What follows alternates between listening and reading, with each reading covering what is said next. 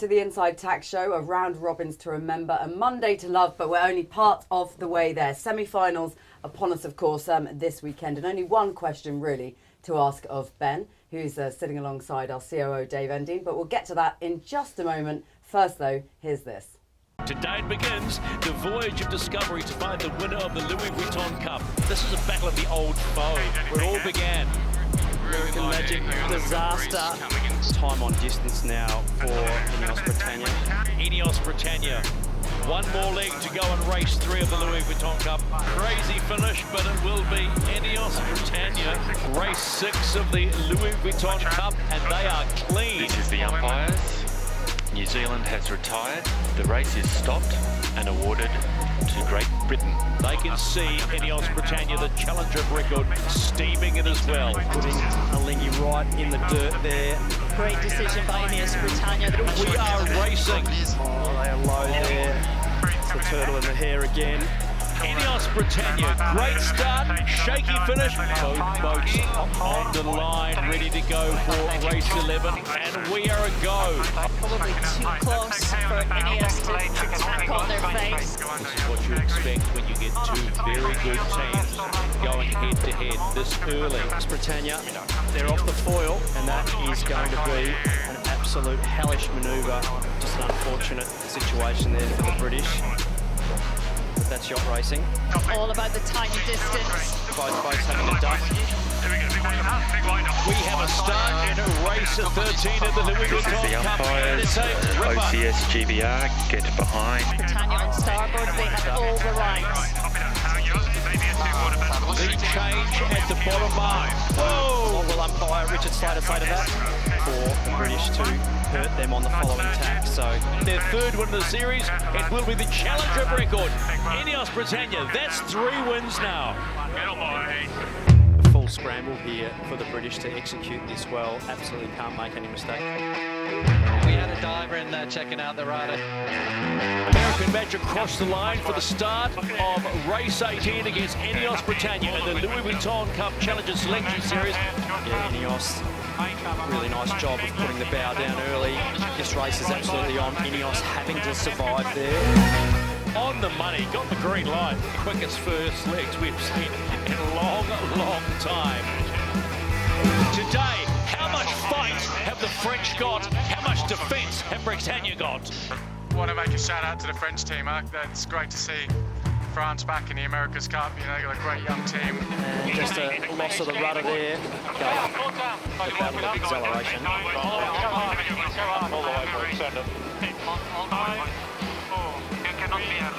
We are racing. It's per minute on the heart rate. Those guys are absolutely bouncing there to try and stay in touch with the British team.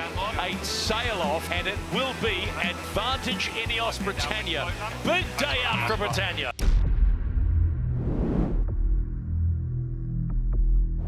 Right, let's end the drama, let's end the suspense rather, and the speculation. Who are we choosing and why? I know, Dave, who we're going to pick. Dave, he asked me the same thing this morning, so that's got to be a worry. No, I think we're going to pick Alingi.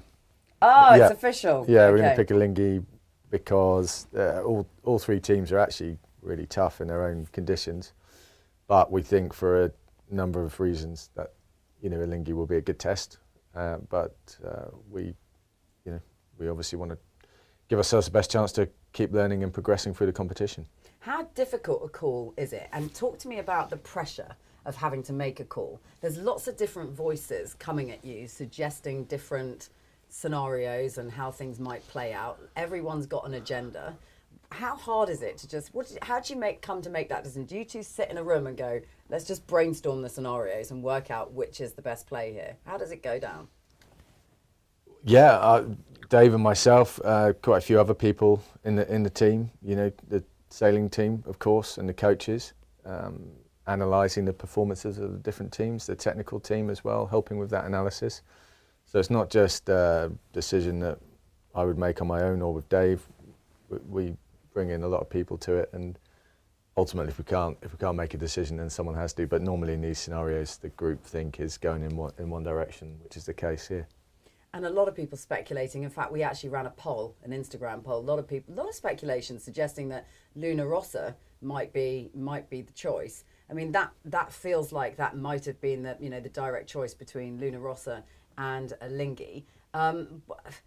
What are the distinct advantages you would see, Dave, in having picked Lingy over that Luna Rossa battle, which would have been a bit of a tussle, I suspect? Yeah, I think, like Ben said, there's a lot went into to that deciding factors on both those teams. But I think, as Ben says, this gives us another sort of 10 days of potential racing and sailing and training before we line up against whoever would win the other semi-final. So we want to make sure we're at our strongest as we go through the event, and that's sort of part of that decision.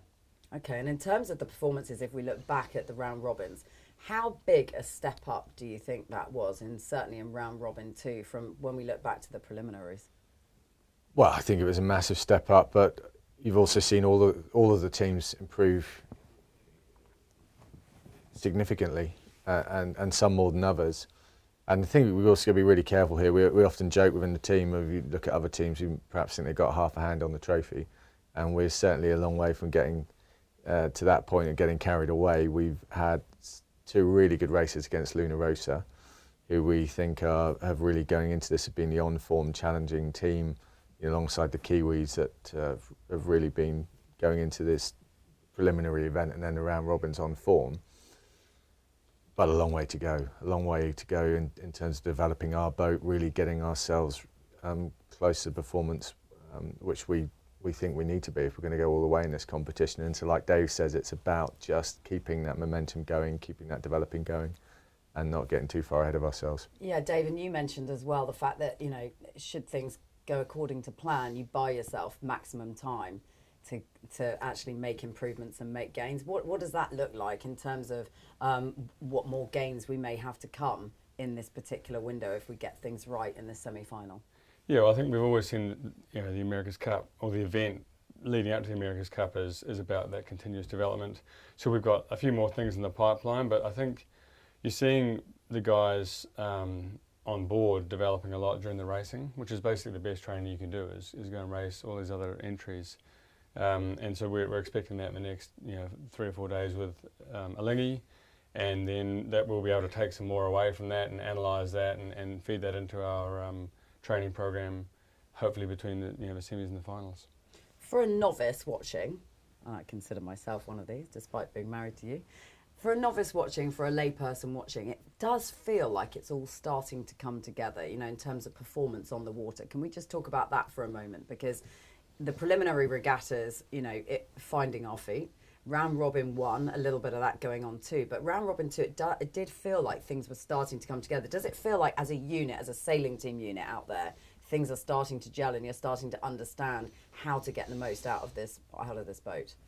Yeah, I think so. I think there's 2 things going on. There's the setup, there's the development of the boat and the setup of the boat, and there's sailors figuring out how we do that better, and then ultimately how we sail the boat better. And then there's what we call racecraft, which is how we get off the start line, how we manage boat-on-boat interactions, how we read the breeze around the course, and that as well is coming along at great pace. And so that's really what we're focused on at this stage.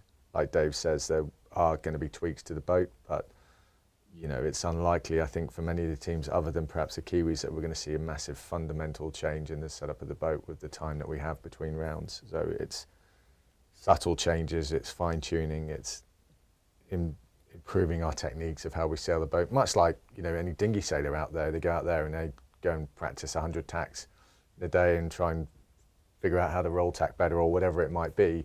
Unfortunately, we can't do 100 tacks. We don't have enough energy for that. Our cyclists would go mad. But it's similar to that in terms of that process, and every day you're getting better, and the unit of sailors are understanding each other better, communicating better, and that's what we've got to keep that journey going. One of the fundamental performance gains that we can see that can be easily made out there on the course is these starts, and the pre-starts in particular. We've got a pre-start coach in Ian Williams. We're going to just show some tape of Ian talking about what he does, and then we'll get the thoughts of Ben and Dave after this. The pre-start really is the period from 2 minutes 10 before the start until start time. when the boats are allowed into the entry pre-start area, and that's really where they're jostling for position to try and be as fast as they can, as close to the line, and also in a favourable position at start time. So in match racing, the boats are kept apart until what we call the preparatory signal, which is at 2 minutes 10. And so at that time, you have to be outside your designated end of the line. From that time, from 2:10 for the port entry and 2 minutes for the starboard entry, that's when you're allowed into the starting area. And the reason for offsetting that slightly is that otherwise the port entry as giveaway boat would be at a disadvantage. So they're allowed in a little bit earlier, which allows them ordinarily to cross ahead of the starboard entry boat, and from there you can get into whatever manoeuvres you want to do.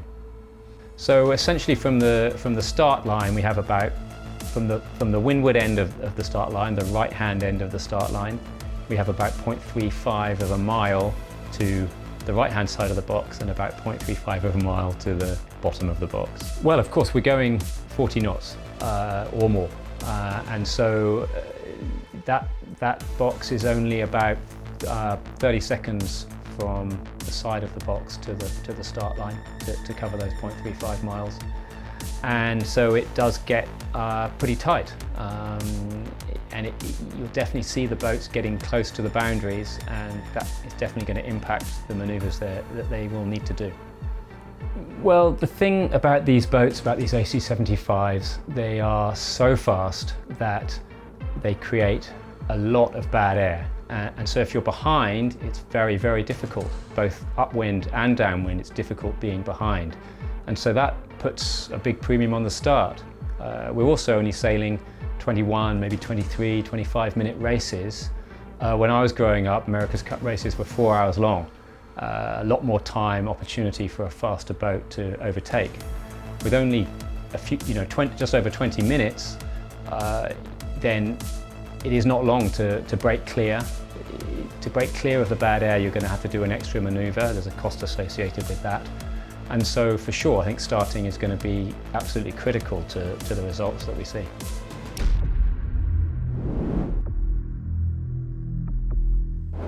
I love Ian Williams. He sits with his glasses on, entirely focused on his computer screen outside your office, scheming and trying to find nuances and ways of how you can take the opposition on the start line. I mean, we haven't had this before. We haven't had a pre-start coach in America's Cup competition before. How much of a difference is that, and how much of a difference is he making? Yeah, that's right. I mean, first time in this class of boat in Auckland, of course, and going back to upwind match racing starts, and I think the game developed a lot through that, and the realisation as the boats are going to get closer in performance, how much more critical the starts are going to become. And Ian and I go way back. We used to race against each other many years ago on the match racing circuit, and built up a good relationship to the point that we were able to ask Ian if he'd come and help us with this campaign, and thankfully he accepted, and he's done a brilliant job. He's really analytical, obviously got huge experience, 7 times world match racing champion, and he's been able to really bring that, like you say, that focus to it, whilst as sailors we might be a bit distracted in trying to get the speed out of the boat and the boat handling, all the rest of it. He's there figuring out a lot of these plays and helping us be much more focused and structured in how we go about the starts. And Dave, is that where the sim comes in? Being able to go through and practice those scenarios again and again and again, because like Ben said earlier, you can't do everything out on the water all of the time.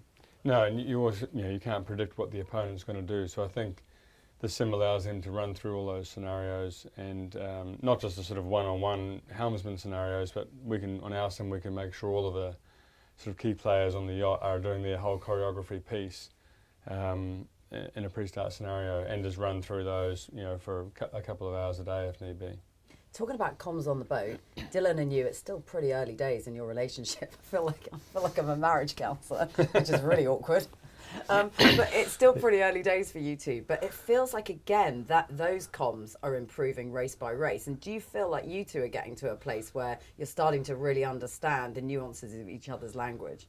Yeah, I think so. I think Dylan's doing a really good job. He's doing a fantastic job for the team.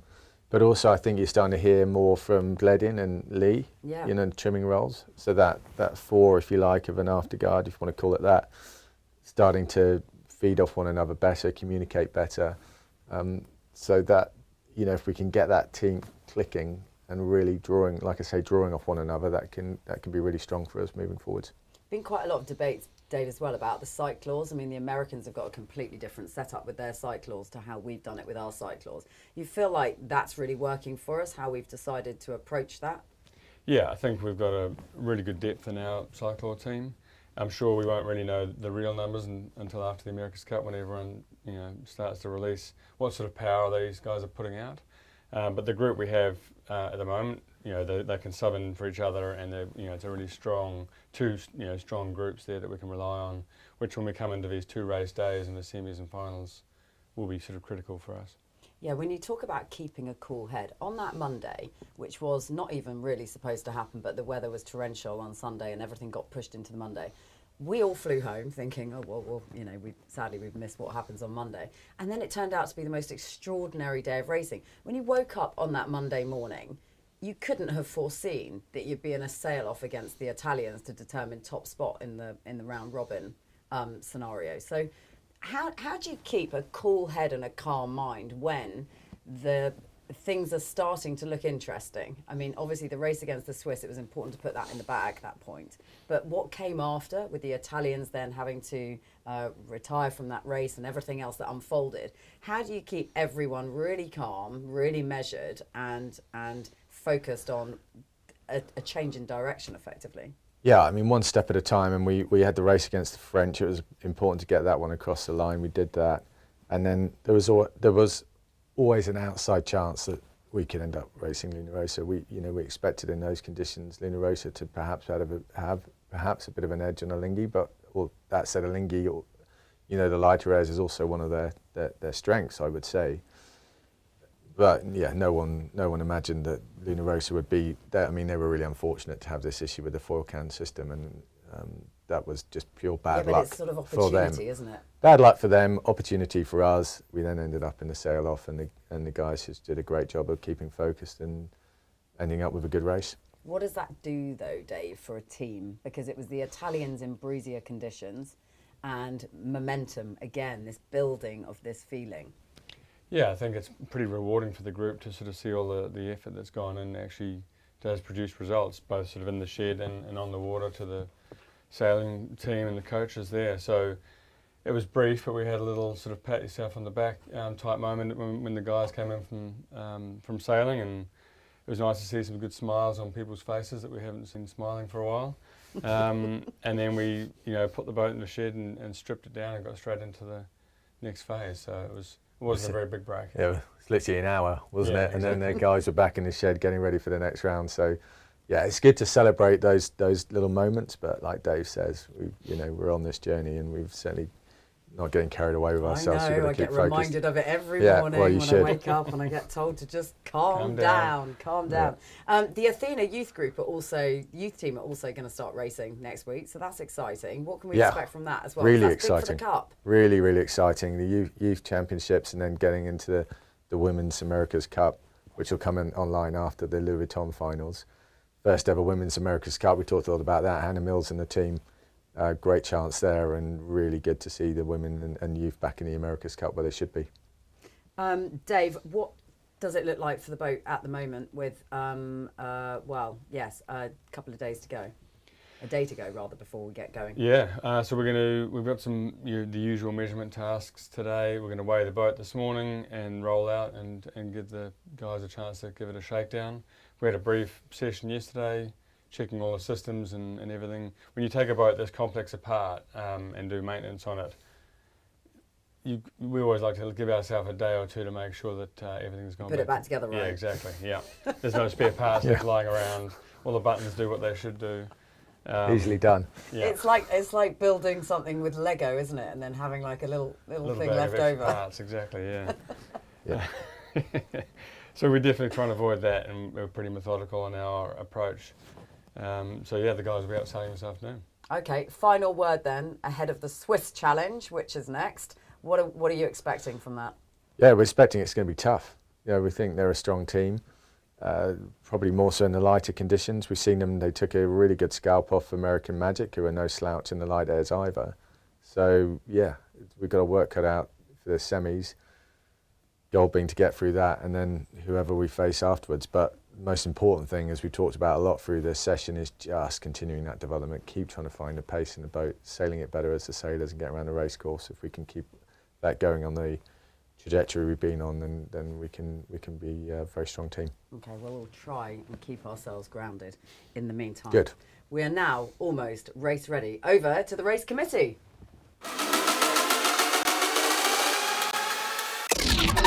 This is the race committee. The wind sampling is now complete, and this race is live.